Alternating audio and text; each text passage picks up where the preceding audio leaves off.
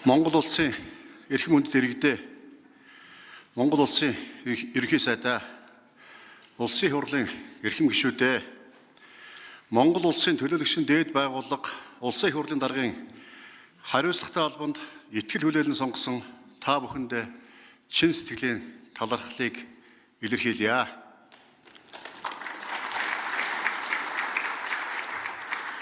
Улсын хурлын даргын үүрэг нь ард түмнийг төлөөлөх бүрэн эрхээ баталгаажсан парламент ёсны эрхэм чанарыг хэрэгжүүлэхдээ төв, голч, тэнцвэртэй байр суурийг баримтлан хууль дээдлэх ёсыг хүндэтгэн сахиулахад оршино.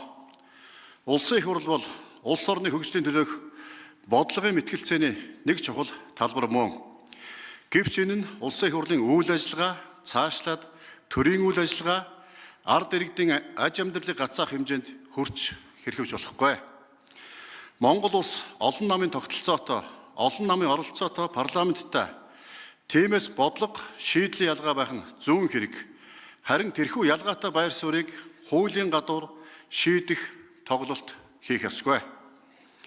Энэ бол парламент ёсны мөн чанарт нийцэхгүй. Тиймээс хууль ёсыг чанд сахих, сахилах, дэг журмыг бэхжүүлэх, хариуцлагатай, ёс зүйтэй парламентыг төлөвшүүлэхийн төлөө тууштай ажиллах болно гэдгээ энэхүү эндрээс илэрхийлье. Энэ дашрамд миний бие улсын их хурлын даргын суудлыг дараагийн албан тушаалд хүрэх шат гişгүүр болгож ашиглахгүй гэдгээ хариуцлагатайгаар мэдэгдэе.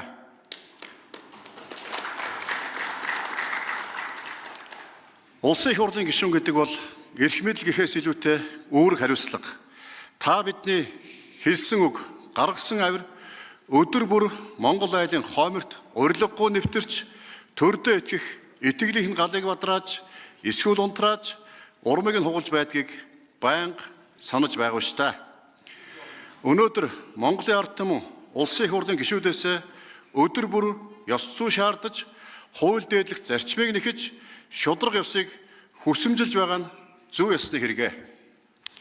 Би төмнийхээ төлөө зүтгэн гэсэн гэж төрдөө тангараг өргөсөн аавын хүүхдүүдийг үзэл бодол, итгэл үнэмшил, нам эвслэр нь алагчилж үзэхгүй. Ард түмнийхээ итгэлийг дааж, Монгол төрийн нэр хүндийг өндөрт өргөж, хүлээсэн үүрэг, үүрсэн ачаандаа эзэн болж, ажлаа хариуцлагатай сайн хийж байгаа төрийн түшээдээ түшин дэмжиж ажиллах болно. Харин улсын их хурлын гишүүний ажиллаа хийдэггүй, хууль тогтоох ажилдаа хайхрамжгүй хандаж, хурлаа тасалдаг, ёс зүйг авирладаг гишүүдийг толгоо илэхгүй гэдгээс бас хэлье. Парламентын арчлал Монголын ард түмний үндсэн хуулиараа хийсэн сонголт. Энэ сонголтыг бид ямагт хүндэтгэх, баттгах, хамгаалах, парламентын дархлааг бэхжүүлэх үүрэгтэй. Эрхэм үндэт гишүүдээ Монгол улсад тулгамдж байгаа нийгмийн эдийн засгийн олон асуудлыг шийдвэрлэх оновчтой зөв арга бол хувь улс төрчдийн хүсэл зоригийг хуулиар хязгаарлах, улс орныг хуулиар удирдах, гагцхүү хууль засаглах, хууль хэрэгждэг нөхцөлийг бүрдүүлэх явдал юм а. Харамсалтай нь өнөөдөр хариуцлага нэгтэг дэг журам төрийн бүх шатанд суларсан байна. Хууль батлаад мартдаг явдал одоо бараг зуршил болжээ. Монголын хууль 3 хоног гэсэн өөр цаг үед өөр утгаар үүссэн муухай хиллэг өдгөө бидний бодит байдал болж байгаад та бид дүгнэлт хийх цаг болсон байна. Бид олон жил хүн засаглахгүй хууль засаглах ёстой гэж хоосон ярьлаа. Гэтэл хууль засаглахын нэг чухал их үндэс болсон хууль өрх хэрэгжихүүц байх ёсыг тогтоож чадаагүй байна. Хуулийн хэрэгжилт муу байгаагийн нэг ноцтой шалтгаан та бидний баталж байгаа хуульд өөрт нь байна гэсэн үг. Хүмүүсийн эрхийг хамгаалсан хуулийг хүмүүс хэрэгжүүлэх төдийгүй хамгаалтанд авдаг учраас хуулийн төслийг боловсруулах, хэлэлцсэн батлахдаа хүний эрх чөлөөнөөс их үндсээ авсан эсхийг нягтлан шалгах, улс орны нийтлэг эрх ашигыг чухалчлах, ард түмний өмнө тулгарсан асуудлыг оновчтой, шуурхай шийдвэрлэхэд улсын их хурлын үйл ажиллагаа чиглэх ёстой.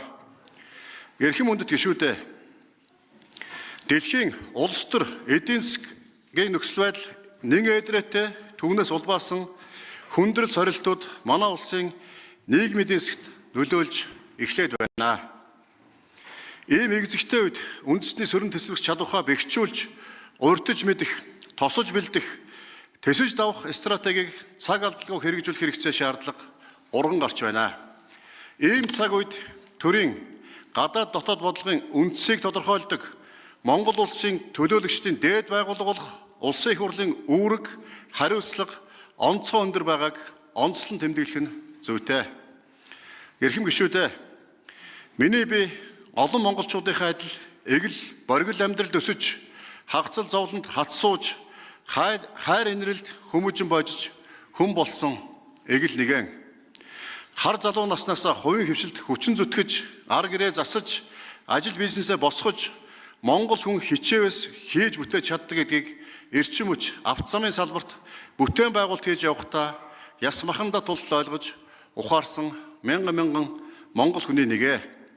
Тийм ч учраас эгэл амьдрал хувийн хвшээс төрд орж ирсэн хүний хувьд амьдралын төлөө хичээн зүтгэж буй ард олныхоо ажлын байр бий болгож татвар төлж баялаг бүтээж буй хувийн хвшлийнхний өмнө тулгамдж буй асуудал тулгуурч буй зовлон жаргалыг хинээс дутахгүй мэдэх учраас татвар төлөгчдөө ажлын байр бий болгон баялаг бүтээж байгаа бүтээлч иргэдээ байнга дэмжин ажиллах болно. Энэ цаг үед малчид маань мал сүргэ мэд хаваржуулж төл бүрэн хүлээн авахар идэх хоол ундах нойроо умартан зүтгэж байна. Тариаланчид хаврын нэг өдөр намрын 10 өдөртөө тэнцдэх хэмээх үгийг санаж удахгүй эхлэх хаврын тариалалтын бэлтгэлээ базаан цаг завгүй хөдөлмөрлөж байна. Улс орныхоо эдийн засгийг нуруундаа тээж яваа баялаг бүтээгчд хувийн хвшлийнхэн маань гадаад орчин нөхцөл геополитикийн байдалд санаа зовнин ажил бизнес нь хүндрэл бэрхшээл тулгархыг хэмээн сэтгэл төгшин суугаа. Ийм үед иргэд аж ахуй нэгжүүддээ ээлтэй бодлого хэрэгжүүлж эдийн засгийн эрх чөлөө олгож хүнд суртлын хүлээс дарамтаас тэднийг чөлөөлж төр улсаа цэгцэлж засгийн бодлогоо зөв залж иргэд сонгогчдоо төлөөлсөн шиг төлөөлж төмөн олноо төсөж ажиллах нь та бидний өргөсөн тангаргаараа хүлээсэн үүрэх ёстой ачаа гэдгийг цохон тэмдэглэж хэлье. Эрхэм гишүүдээ, энэ хаврын чуулганаар Монгол хүн баялагынхаа эзэн байх эрх зүйн шинтгэлийг хийж баялагын өгөөжийг ард түмэнд ахиу хүртэх бодиттой шийдлийг хуульчлан баталгаажуулах их ажил хүлээгдэж байна. Олон улсын байдал гадаад орчин нөхцлөөс шалтгаалan импортын зарим бараа бүтээгдэхүүн тэр дундаа шатхууны үнийн өсөлтөөс үүдэлтэй эрсдлийг хязгаарлахад улсын их хурл, засгийн газар хурдтай хамтын ажиллагаа нэн чухал байгааг анхаарч ажиллавал зохино. Манай улсад Монгол улсын ерөнхийлөгчийн санаачилсан хүнсний хувьсгал хөдөлгөөний үр дүнд сүүлийн 2 жилийн хугацаанд 53 хүнсний үйлдвэр шинээр ашиглалтанд орж хүнсний гол нэр төрлийн бүтээгдэхүүн болох махан бүтээгдэхүүн, сүү, гурил, төмөс өндөгнийхээ хэрэгцээг дотоодосоо 100% бүрэн хангадаг болсон сайшаалтай. Гэхдээ энэ хавар төгс өрн газар махны үн өдрөөс өдөрт өсөж иргэдийн амжиргаа инфляцийн тогтворгүй байдалд сөрөг нөлөө үзүүлэх бодиттой эрсдэл нүүрлээд байна. Энэ бүх сорилт бэрхшээлд хурдтай зөв шийдэл гаргаж асуудлыг баг дээр нь алгууралгүй шийдэх нь чухал гэдгийг дахин сануулъя. Татварын ачааллыг бууруулж, засаг төрийн гар харахгүй, ажил амьдралаа авч яваа хүмүүсээ дэмжиж, төрийн оролцоог багасгаж, зах зээл дэх шудраг өрсөлдөөнийг тэлэх нь эдийн засгийн тусгаар тогтнолын үндэс гэдгийг дор бүрнээ санан хичээн зүтгэхийг уриалж байна. Эрхэм хүндэт гишүүдээ, ард түмэн хаан байна, тэнд улсын их хурл байх ёстой. Ард түмнээ төлөөлөн хууль тогтоох эрх мэдлийг хэрэгжүүлэхдээ хариуцлагатай, өндөр ёс зүйтэй, сахилга дэг журамтай үндсэн хуулиа дээдлэн ажиллахыг та бүхнээс хүсье. Энэ цаг үед Монголын ард түмний эв нэгдлийг илэрхийлэгчийн хувьд хууль тогтоох болон гүйс засаглалаас үндэсний язгуур эрх ашгаа эрхэмлэн улс төрийн тогтвортой байдал, өндөр ёс зүй, ажлын хариуцлага, эв эийг байнга сануулan шаардаж байгаа Монгол төрийн тэргүүн ерөнхийлөгчдөө баярлалаа. төр засгийн хүн суртлын чөдөр тушааг тасчиж иргэддээ эдийн засгийн эрх чөлөөг бодит утгаар нь олгохын төлөө чөлөөлөө санаачлагыг дэвшүүлэн хурдтай ажиллахыг эрмэлзэж буй ерөнхий сайдаа дэмжин ажиллах болно. Иргэдийн олон нийтийн дуу хоолой ард түмэн засаглах ардчилсан нийгмийн эндэр болсон улсын их хурлын гишүүддээ дахин талархлаа илэрхийлье. Бид Монгол гэсэн нэг л эх оронтой Монголын төлөө цохилох халуун зүрхтэй ард түмэн саруул ухаан гэгэн оюунаар Монгол хүний нэр төрийг дэлхийд дахин дөргиж өнөөгийн Монголоо ирээдүйн сайн сайханд хөтлөн дагуулж яваа Монгол түмэндээ эрхэм сайхан бүхнийг хүсэн өрөөё. Энэ цагийн түүчээ хүчрэх Монголыг цогцлоон зүтгэх хүчин болсон Монгол хүний суу алдар бадарт тугай.